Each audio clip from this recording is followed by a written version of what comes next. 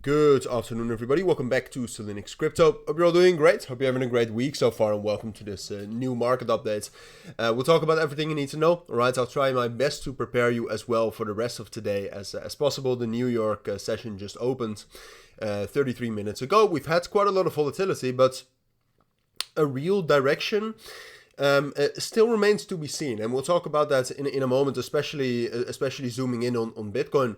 But I first wanted to talk about some news and some fundamentals I think you need to know about.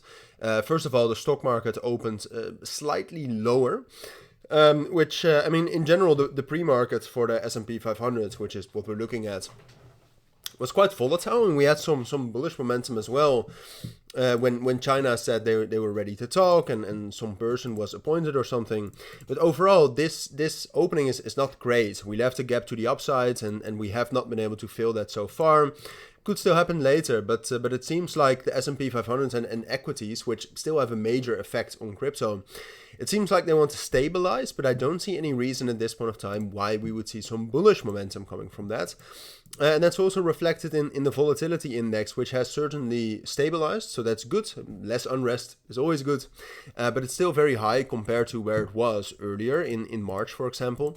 And then bond yields have also stabilized, but have also still increased a lot since the 7th of April last week. So that makes the situation right now a little bit tense, and we're waiting for some sort of news basically that's going to make a change in these equities and in the direction of the equities, and that's going to have an effect on Bitcoin and crypto.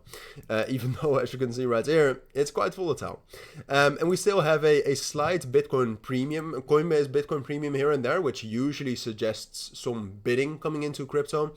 But it's so sporadic and so it's so untrustable at this point of time that I don't really put too much value on this. And then last thing I want to say about the fundamentals, we have a speech by Jerome Powell tonight. I'll be live streaming that. It's uncertain whether anything major will be said in that, but in general, you know, the news sites and just in general, analysts will most likely grab some headlines from that. Which could make the market move. So if you're interested in that, tune into the live stream, but just be aware that it's happening, right? So you can position yourself or get out of positions accordingly.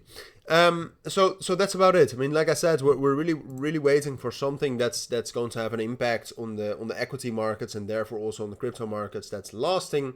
That's most likely either going to be about tariffs and trade deals, which for that we just have to keep an eye on the news, unfortunately. Or Jerome Powell could also say some things about quantitative tightening, quantitative easing, and just in general their monetary policy that could make the markets move. Now, so far, and we've talked about this, to be honest, if you still know the update I did this morning on Bitcoin, that's still valid. I mean, what you can see right here is that Bitcoin is trying to break back above the balance we had right here on top of 84,000, and we're trying to do that. So far, we've been rejected in the afternoon, but we also had a rejection right here in the morning. But the price is compressing against that. I mean, the main thing we're waiting for right here, and the new candle has just opened, so this looks very strong, but the volume behind this is actually very, very, very low.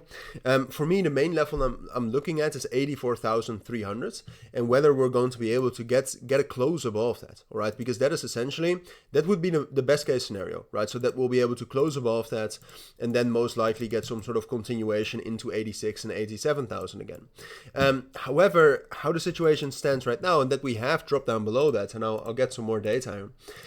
After the breakdown yesterday, below the value area, the price of Bitcoin has been able to get back into that, but so far we've not been successful, and we also have the risk of getting a breakout above that and then turning it into a fake out.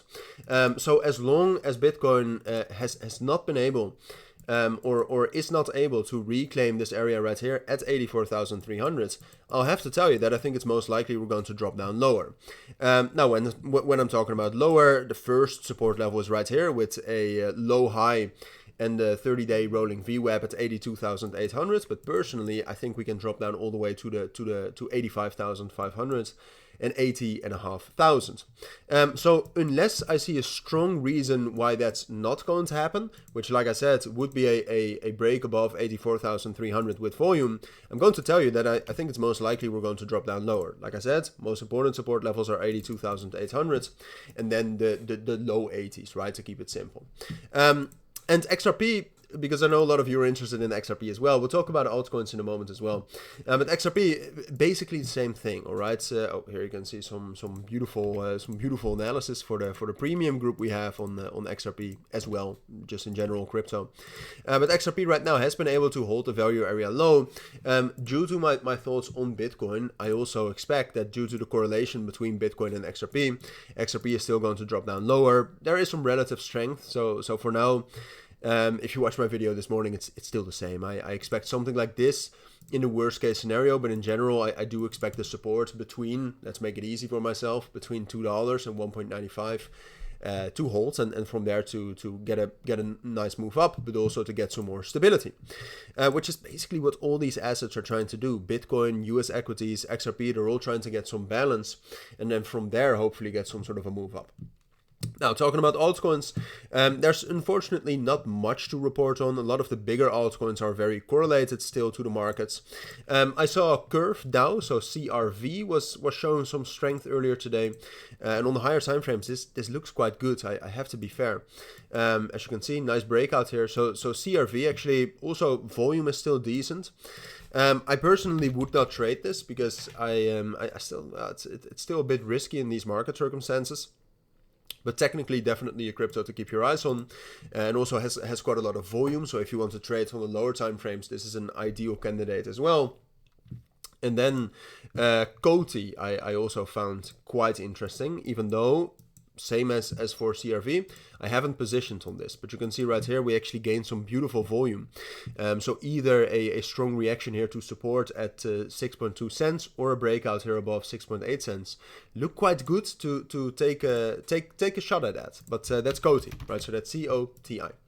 Outside of that, not much. There's always opportunities, but those are the ones I wanted to talk to you about. And then my eyes are mainly on Bitcoin and tonight on the speech. So I'll be back later today for that speech, but for now I think that's what you need to know. So thank you for watching, take care, and bye.